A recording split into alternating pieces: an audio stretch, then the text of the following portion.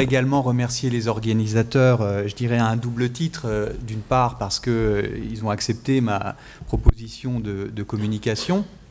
et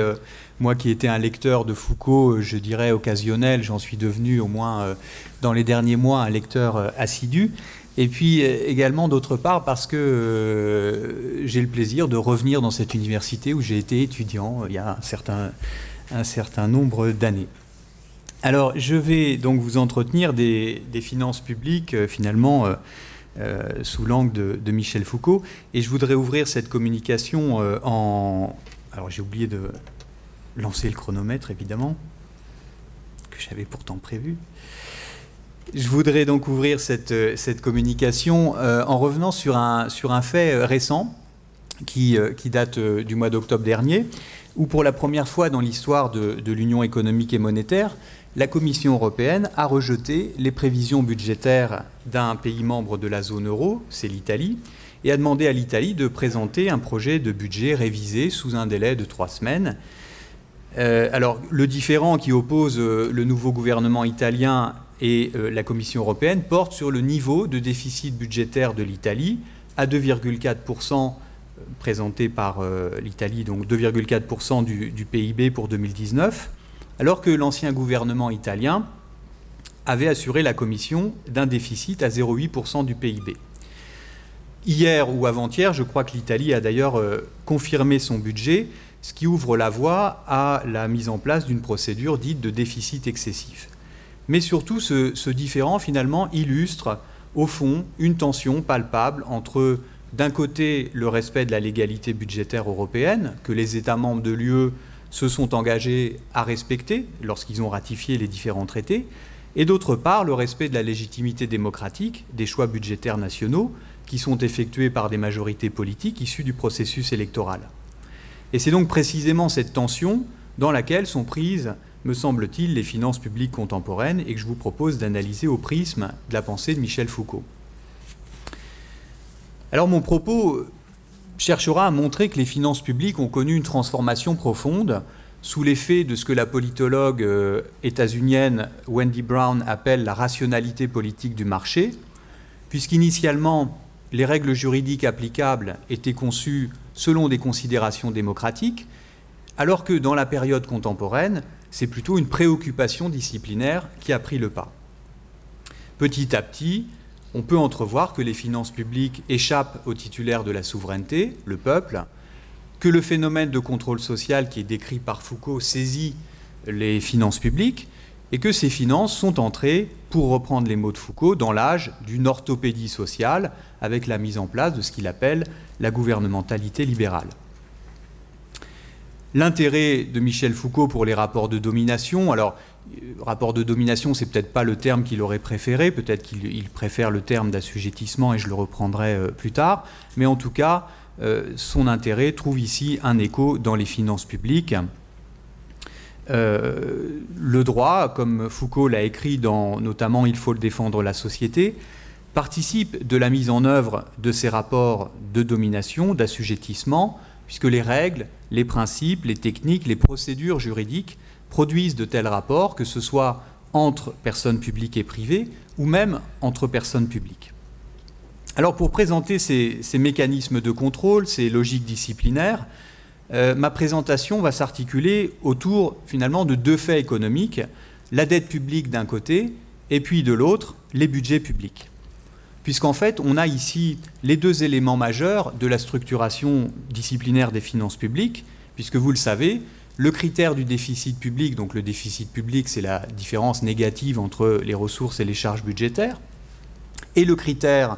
de la dette publique sont les deux critères dits de convergence qui étaient fixés dans le traité sur l'Union économique et monétaire, le traité de Maastricht, et qui figurent toujours dans le traité sur le fonctionnement de l'Union européenne. Mais si on se place d'un point de vue foucaldien, il me semble qu'on peut estimer que ces deux faits économiques, la dette publique et les budgets publics, n'obéissent pas exactement au même régime disciplinaire. Il me semble que d'un côté, la dette publique, qui en réalité s'apparente à un stock, qui est le résultat de l'accumulation des besoins de financement des administrations publiques, cette dette publique s'inscrit plutôt dans une logique disciplinaire qui serait organisé autour de l'assujettissement et de la punition. Tandis que pour ce qui concerne les budgets publics, ils s'apparentent davantage à un flux de dépenses, flux de recettes, et par conséquent, si on veut maîtriser ce flux, il va falloir utiliser une autre approche bien plus normalisatrice, au sens où Foucault recourt à cette notion de norme dont on a déjà parlé dans le début de la matinée.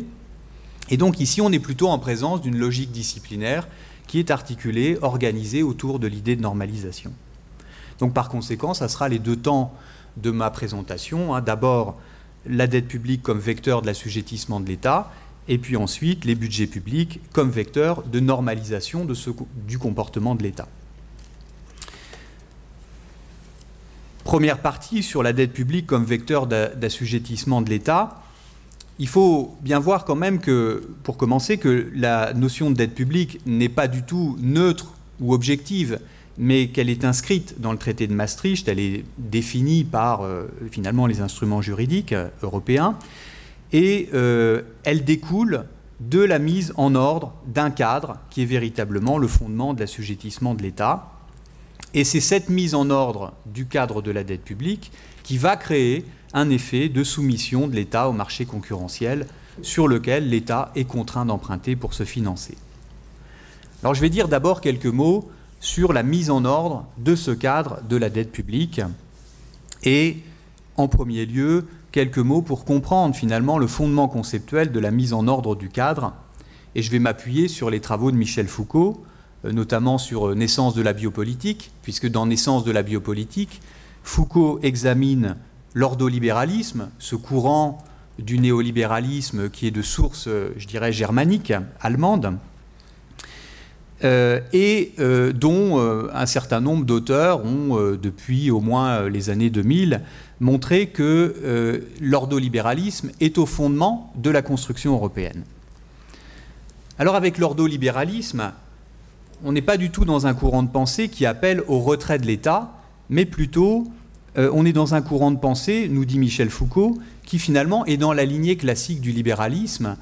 dans ce que Foucault, il reprend les propos de Benjamin Franklin, dans ce que Foucault appelle la recherche du gouvernement frugal. Mais en même temps, l'ordolibéralisme exige un État qui soit à la fois fort et neutre. Un État fort parce que, précisément, l'ordnungspolitik, la mise en ordre du cadre, la fonction ordonnatrice de l'État est essentielle pour déterminer ce cadre, qui d'ailleurs est un cadre juridique, mais pas uniquement, et qui est le cadre du marché économique régi par la règle de la concurrence. Et puis en même temps, un État neutre, parce que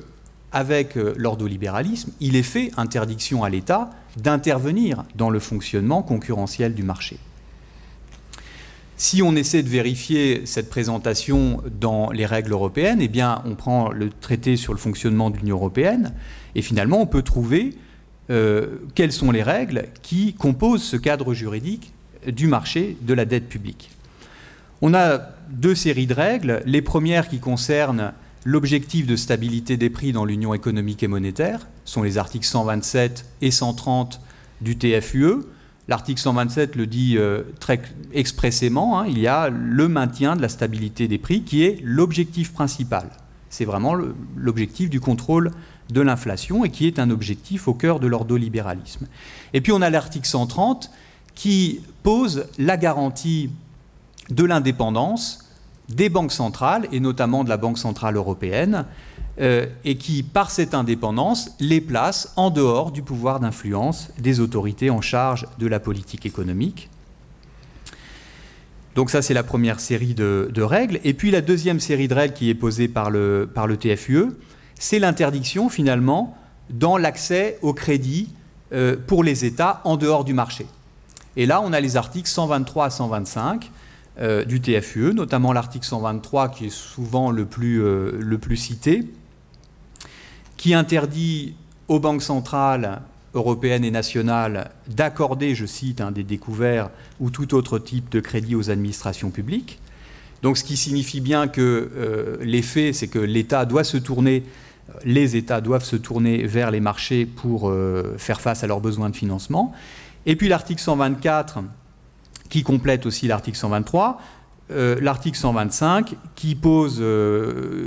là aussi une interdiction. C'est ce qu'on appelle parfois la clause de non-renflouement qui interdit à l'Union ou à un État membre d'aider un autre État membre qui n'assurerait pas ses engagements financiers. Et donc c'est bien la détermination de ce cadre juridique, de cet ordre de la dette, si je reprends ici l'expression d'un sociologue qui s'appelle Benjamin Lemoine, c'est bien la détermination de ce cadre qui conduit à placer l'État sous la surveillance du marché concurrentiel. Alors c'est bien un État sous surveillance de marché, hein. Il y a une phrase de Foucault, hein, je crois, je l'ai noté quelque part, mais je crois que c'est dans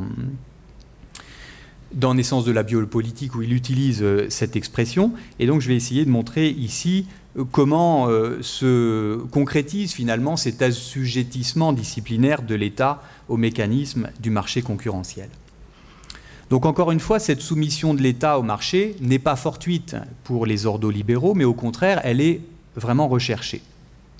Pour les ordolibéraux, et c'est bien ce qu'explique Michel Foucault, il ne s'agit plus de restreindre l'étendue du champ d'action de l'État en lui interdisant de s'immiscer dans un espace de liberté économique qu'il aurait lui-même circonscrit, mais c'est plutôt de concevoir l'action de l'État sur le modèle du marché concurrentiel, de penser véritablement l'économie de marché comme le principe, là je cite Michel Foucault, hein, comme le principe de régulation interne de l'État de bout en bout de son existence et de son action. Et on a une affaire qu'a jugée la Cour de justice de l'Union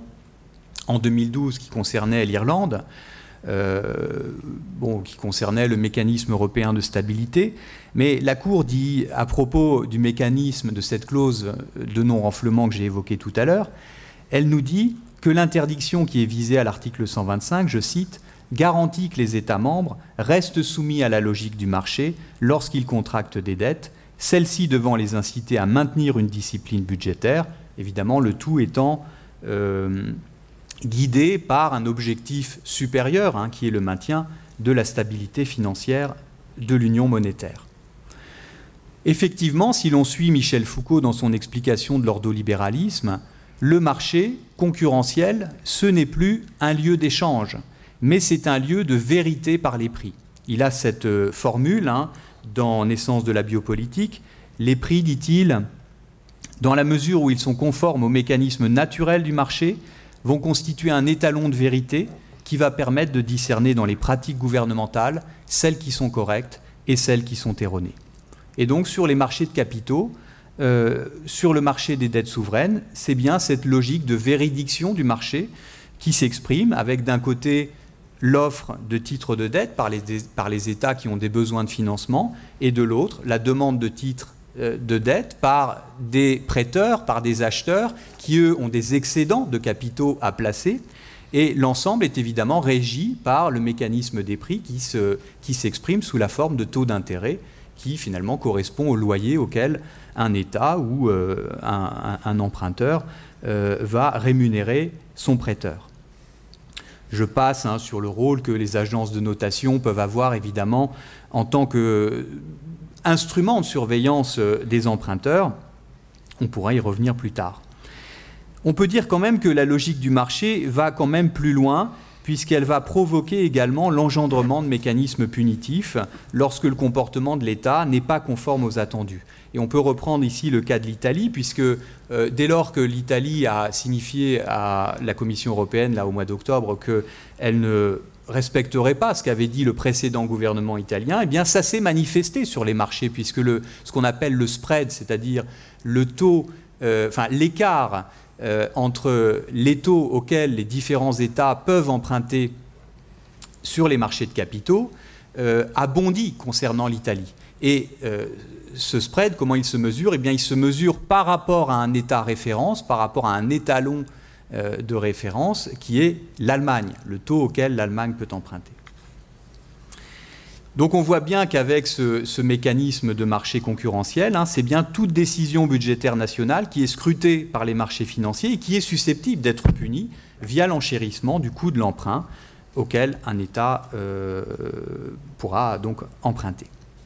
Alors on pourra m'objecter que le jeu du marché, parfois, permet aux États d'emprunter à taux faible, voire à taux négatif. On a vu la France emprunte sur certaines durées à taux négatif. Mais à mon avis, c'est oublier deux choses, et deux choses qui sont finalement implicites ou même explicites dans les écrits de Foucault. D'abord, ce que rappelle Foucault, c'est que pour les néolibéraux, le marché n'est pas un lieu d'égalité. C'est un lieu dans lequel il y a des gagnants et il y a des perdants. Et donc, il n'y a pas la possibilité pour tout le monde d'avoir des bons taux d'intérêt, mais si les uns ont des bons taux d'intérêt, ça signifie aussi peut-être que les autres ont des mauvais taux. Et puis, et ça sera ma transition vers mon deuxième temps, comme le montrent les exemples grecs et italiens, les bons taux qu'obtiennent les États ne valent que par la normalisation de leur comportement. Donc, ça va être ma deuxième partie où je vais montrer finalement comment ce sont les budgets publics qui deviennent les vecteurs de normalisation du comportement de l'État. Alors pourquoi ce sont les budgets publics? Eh bien parce que les budgets publics, c'est finalement la traduction financière de la vie des administrations publiques. Je ne rentre pas dans le détail de la notion d'administration publique qui est plus large que la notion d'État. Mais en tout cas, c'est sur ce point qu'on va mesurer plus précisément le recul de la logique démocratique au profit d'une logique disciplinaire, ici qu'on pourrait qualifier de néolibérale. La normalisation pour ces administrations publiques et les administrations de l'État, elle va passer par un enchâssement de la loi de finances ou des lois de finances dans la hiérarchie des normes, ce qui va produire en fait une normalisation matérielle dès lors que c'est le contenu des budgets qui va être affecté. Et puis également, cette normalisation budgétaire, elle va impliquer des procédures de surveillance ou des techniques de surveillance qui vont permettre de vérifier que les organes en charge de prévoir le contenu des budgets respectent bien les normes préétablies. Alors sur l'enchâssement des lois de finances dans la hiérarchie des normes, il me semble qu'à l'origine, alors évidemment c'est un peu vague, mais à l'origine, les lois de finances, qui sont des instruments de prévision budgétaire, étaient conçues pour exprimer la volonté générale, la loi expression de la volonté générale. Et si on prend les lois de finances initiales, rectificatives, qui sont l'armature du budget de l'État et de ses administrations, on voit bien qu'elles permettent l'ouverture de crédits qui sont mis à la disposition des ministres en charge de leur gestion. Et finalement, c'est donc les représentants du peuple qui offrent aux politiques publiques les moyens financiers nécessaires à leur mise en œuvre et qui sont donc décidés, oui, pardon, ce sont bien les représentants du peuple qui le décident.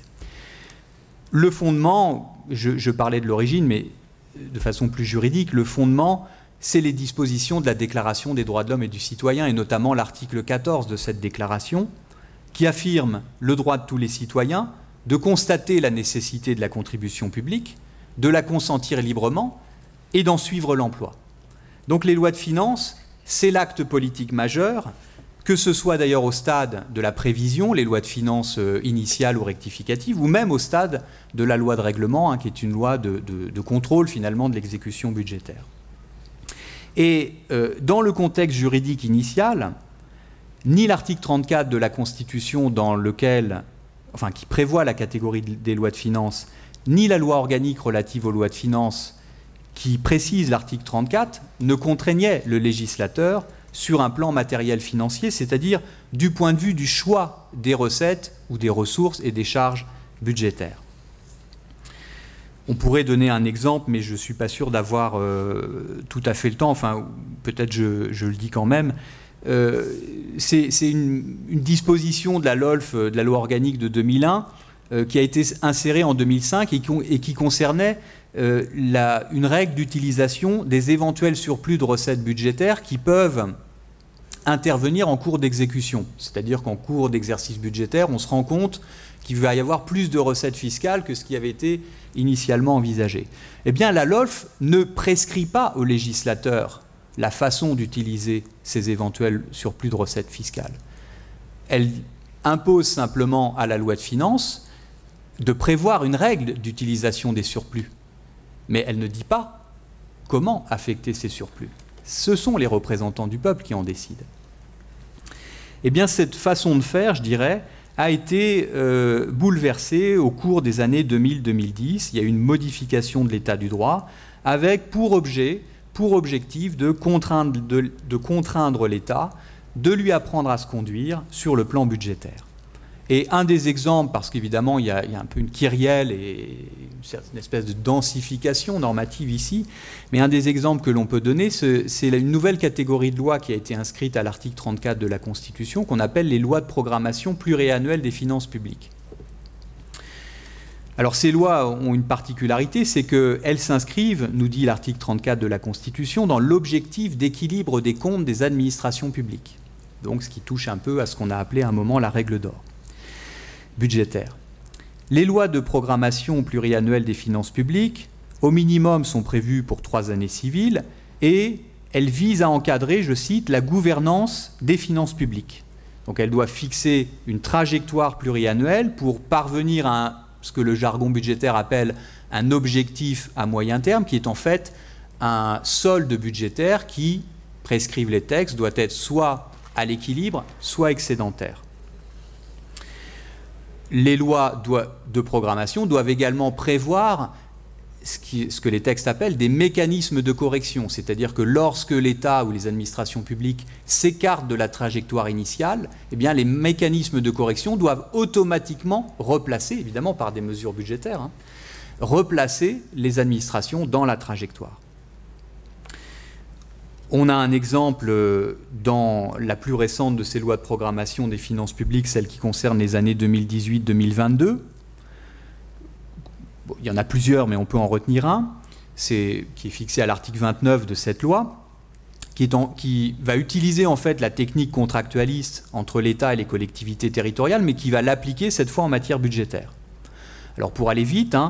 l'objectif de la loi de programmation, c'est de faire contribuer les collectivités territoriales à l'effort de réduction du déficit public et de la maîtrise des dépenses publiques. Et donc la loi va prévoir un mécanisme de contrat signé entre le représentant de l'État et les collectivités territoriales les plus dépensières et ou les plus endettées, de façon à les contraindre à moins dépenser, à moins emprunter. Et donc là aussi, on va retrouver un mécanisme de trajectoire sur laquelle s'engagent les collectivités territoriales, et un mécanisme de correction qui a pris un autre nom, là, qu'on appelle mécanisme de reprise financière, mais qui vise à scruter l'évolution des dépenses réelles de fonctionnement des collectivités territoriales pour qu'elles soient conformes à l'engagement contractuel. Donc la loi de programmation des finances publiques, c'est bien un instrument de cette normalisation des comportements budgétaires. Et néanmoins, on peut dire quand même que cette normalisation du comportement ne serait pas parfaite s'il n'y avait pas des procédures de surveillance des organes représentant le peuple. Alors pour aborder cette deuxième sous-partie, si j'osais paraphraser Karl Marx, je dirais qu'avec l'ordolibéralisme, un spectre hante l'Europe, celui de l'élection démocratique. Non pas tant que l'élection démocratique crée un risque finalement pour la mise en cause de l'ordre de la dette publique, mais plutôt dans le risque d'une contestation de la norme de conduite à adopter en matière budgétaire. Et on l'a vu par le passé, une bonne façon d'obtenir cette conformité à la norme budgétaire, c'est de nommer des gouvernements techniques. Des gouvernements techniques qui n'ont pas de coloration politique et qui vont garantir justement le respect des normes de comportement budgétaire. Mais le mieux, c'est quand même d'avoir des instruments de surveillance étroite qui ont été mis en place au fur et à mesure des années 2000. Alors je vais passer parce que je n'ai probablement pas trop le temps, mais c'est le paquet de textes de droit dérivé qu'on a connu au début des années 2010, qu'on a appelé le six-pack, le two-pack, le traité sur la stabilité, la coordination et la gouvernance dans l'Union économique et monétaire de 2012 également. Et donc la révision, ces textes divers ont à la fois corrigé, modifié des textes antérieurs et aussi empilé des règles les unes sur les autres. Mais en tout état de cause, ils aboutissent vraiment à une surveillance confiée à différents organes, institutions qui n'ont pas de légitimité démocratique. Alors si on regarde les procédures, j'en dis juste un mot, c'est la procédure du semestre européen par exemple, ou la procédure de surveillance renforcée, ça dépend dans quel cas se situe l'État. Souvent on double aussi les procédures européennes par des procédures nationales, en France par exemple par l'institution d'un Haut Conseil des finances publiques. Et puis Et là, c'est peut-être plus intéressant. Ça rejoint un peu ce qui a été dit par notre collègue ce matin sur l'autodiscipline. Cette surveillance généralisée des représentants du peuple et de leurs organes s'appuie sur finalement des techniques assez singulières, non juridiques,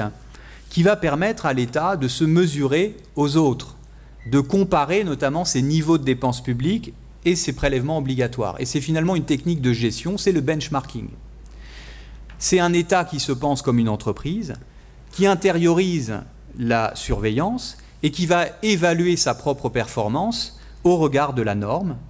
qui va comparer son attitude à celle des autres États pour reprendre à son compte les meilleures pratiques administratives, budgétaires, fiscales, et ainsi tenter de maximiser sa place sur le marché concurrentiel. On retrouve ici la technique qu'avait identifiée Foucault lorsqu'il parle d'un partage binaire et d'un marquage entre le normal et la normale, et qui, à mon sens, a trouvé son paroxysme à propos de la Grèce, qui était en situation de quasi-défaut de paiement, et qu'on a décrit comme l'homme malade de l'Europe. Cette figure de l'homme malade, c'est la dénonciation, au fond, non pas tant de la violation des critères de Maastricht par la Grèce, mais bien plutôt le comportement inadapté de ce pays et, pour le dire, des Grecs eux-mêmes. Un comportement qui est fait de dilettantisme administratif, de corruption politique, de clientélisme économique, de fraude fiscale. Autrement dit, une réalité typique d'une façon d'être grecque et qui, évidemment, est non conforme aux standards attendus des États et des peuples européens. Alors on pourrait faire les parallèles avec l'évolution de l'infracteur au délinquant, comme Foucault le dit dans Surveiller et punir. Oui, juste un mot avant ma conclusion.